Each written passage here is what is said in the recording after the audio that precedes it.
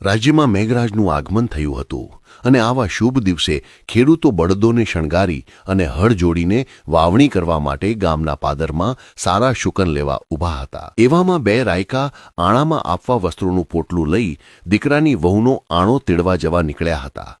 તેઓ પણ વાવણી કરવા જતા ખેડૂતો પાસે આવીને સારા શુકન લેવા માટે ઊભા રહી ગયા। હંમેશા પ્રભાતમાં નિત્ય નિયમ મુજબ અજમલરાય ઘોડે સવારી કરી અને રાજ્યનું ભ્રમણ કરવા નીકળ્યા હતા।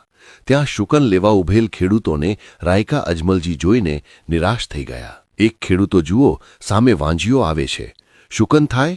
વાંજિયાના શુકન લઈને મંગળ કાર્ય થાય નહીં, તેમ વાતો કરતા કરતા અવળું ફરીને ઊભા રહી ગયા। અજમલજી તેની પાસે આવીને કહે છે, કેમ ભાઈ, તમે અવળું ફરીને ઊભા રહી ગયા છો? પણ તેમાંથી કોઈ રાજાના ડરથી કંઈ બોલતું નથી। અજમલજી તેને અભયદાન આપીને કહે છે, સાચું નહીં કહો તો તમને મહાદેવના સોગંદ છે। પછી તેમાંથી એક ખેડૂત બોલે છે, મહારાજ, અમે આજ શુકન લેવા ઊભા હતા।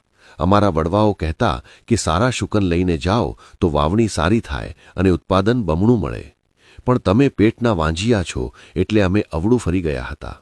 અને રાયકા પણ કહે છે, આણા આ વર્તી નારને તેડવા જતી વખતે સારા શુકન લઈને જ જવું। વાંજિયાના શુકન લઈને જઈએ, વહુવારુને છોકરા કે છોકરીનું સુખ પ્રાપ્ત થાય નહીં કે વાંજિયાપણું ભોગવે। આવા અપશુકન જાણીને અમે અવળું ફરીને ઊભા રહી ગયા હતા। ખેડૂતો અને રાયકાની વાત સાંભળી અજમલજીને કાળજામાં ઘા લાગ્યો અને અજમલજી કહે છે, તમારી ભૂલ થાય છે, મારે તો 3 દીકરીઓ છે। મહારાજ, દીકરી તો પારકી થાપણ કહેવાય, એ સાસરીએ પ્રકાશ આપવા જાય છે, જ્યારે દીકરો કુળનો દીપક સમાન છે, તે આખા કુળને ઉજાડે છે। તમારો દીકરો ક્યાં છે?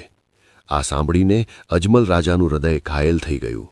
તેનાથી વાંજિયા મેણું સહન થયું નહીં અને તેઓ રાજમહેલ પાછા ફર્યા।